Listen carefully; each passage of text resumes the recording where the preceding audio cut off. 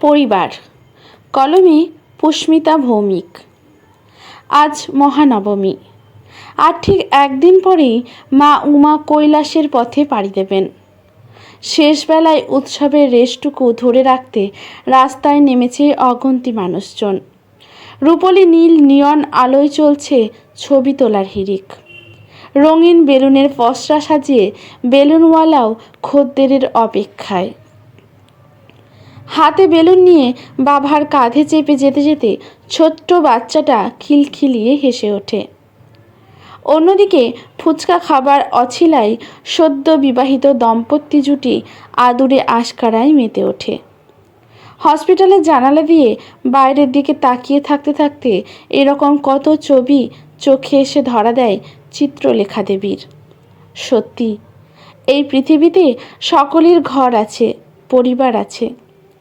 গত বছর ফাল্গুন মাসে স্বামীগত হবার পর থেকে ওনার ওপর ছেলে আর বৌমার অত্যাচার ক্রমশ বাড়ছিল বাড়িটা ওদের নামে করে দেওয়ার জন্য। কিন্তু চিত্রলেখা দেবী রাজি হচ্ছিলেন না বলেই যত আপত্তি ওদের।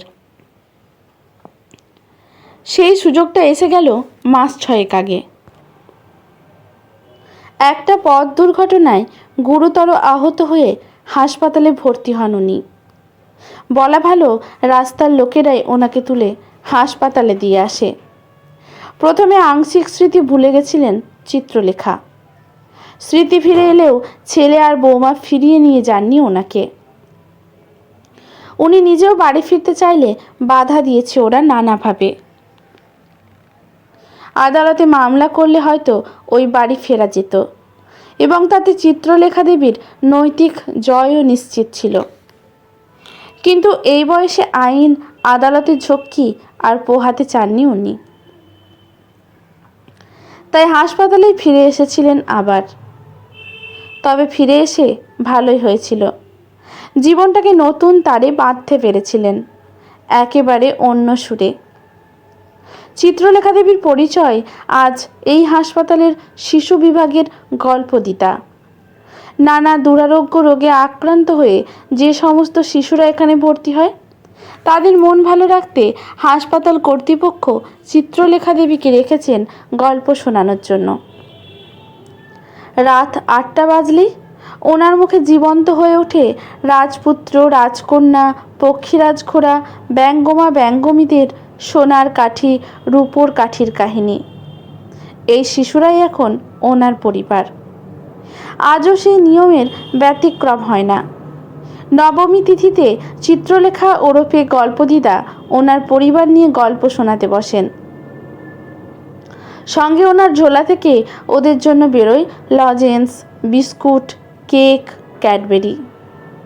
এ যেন এক সব পেয়েছি আসর। কিরে সোনামন, তুই এবারও আসবি না বাড়িতে?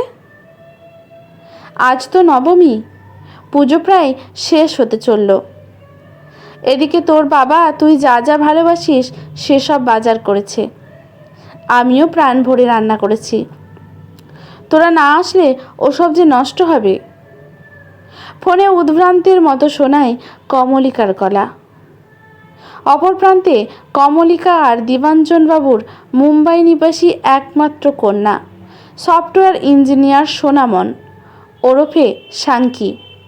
মা বাবার দেওয়া নামটা বড্ড বেশি পুরনো ঠেকে বলে নিজেকে এই নামেই পরিচয় দেয় ও।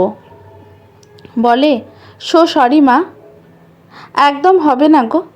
আজ আমার বন্ধুদের নিয়ে একটা পার্টিতে যাবার প্ল্যান আছে, আর তারপর রাতভর লং ড্রাইভ। লেটস ছিল। কলকাতায় কেষ্টপুরে তোমাদের ওই ফ্ল্যাটে ফিরলে দিনরাত তোমাদের কাছে বসে থাকতে হবে। I feel really bore. ভীষণ একা লাগে আমার তোমাদের ওখানে। আমি এখানেই সেলিব্রেট করব। Bye bye. পুজো মিটলে একদিন তোমাদের সাথে দেখা করে আসব। রাখলাম। একদমে কথাগুলো বলে ফোন রেখে দেয় সোনামন। বেশ কয়েক বছর ধরেই এমন আচরণ করে ও। এবারেও তার ব্যতিক্রম হয় না। এপারে নেমে আসে এক রাস নিস্তব্ধতা। হঠাৎ একটা আলোর রেখা খেলা করে যায় দীপাঞ্জন বাবুর মাথায়। গিন্নিকে একটু আসছি বলে বাড়ি থেকে বেরোনো নি। ঘণ্টাখানিক পর বাড়ি ফেরেন এক দল শিশুকে নিয়ে। সামনেই খালপাড়ের বস্তিতে থাকে ওরা। কমলিকা দেবীর উদ্দেশ্যে হাঁক দেন অঞ্জন, যা যা রান্না করেছ নিয়ে এসো কমল। আজ থেকে শুধু একটা সন্তান নয়, এরকম হাজারো সন্তানের হাসি মুখ দেখে নতুন করে বাঁচবো আমরা দুজন। অনেক হয়েছে অপেক্ষা, মন খারাপের দিন শেষ। এরাই আমাদের পরিবার। এখন শুধুই আলো আর আলোর হাতছানি। একে একে ওদের পাতে আসে লুচি, আলুর দম, বেগুনি, মাংস, পায়েস। অভুক্ত মুখগুলো চকচকে হয়ে ওঠে পুজোর দিনে। অনেক ছোটবেলায় মা বাপ মরা মৌরীর নিজের কাকা আর কাকিমার সাথে থাকতো বহরমপুরে নিজের বাড়িতেই। যদিও কোনোদিনই কাকিমার কোনো ইচ্ছে ছিল না মৌরীকে ওদের সঙ্গে রাখার। কথায় কথায় চলতো অত্যাচার, মুখ ঝামটা দেওয়া। এমন করেই দিন কাটছিল, তবুও কাকিমার মন উঠছিল না। উনি চাইছিলেন মৌরীকে পুরোপুরি বের করে বাড়ির দখল নিতে। কাকিমা হঠাৎ করে ওর বিয়ে ঠিক করে ফেললেন, কিন্তু মৌরীর দুই চোখে তখন অনেক স্বপ্ন। পড়াশুনো শিখে নিজের পায়ে দাঁড়াবে।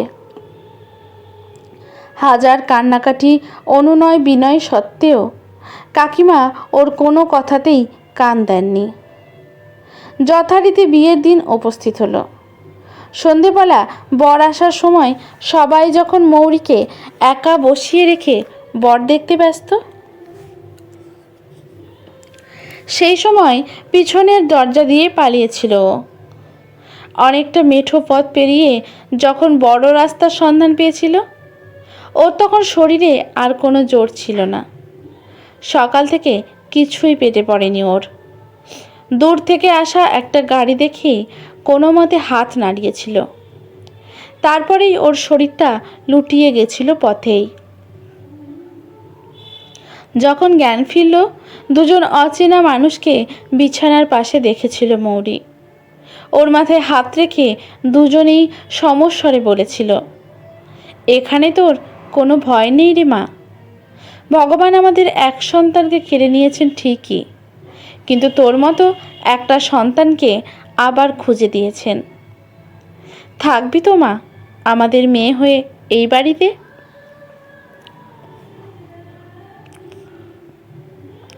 সুস্থ হবার পর মৌরী জেনেছিল যেখানে ও এসেছে সেটা কলকাতা শহরের নামকরা আইনজীবী প্রতীক বসুর বাড়ি।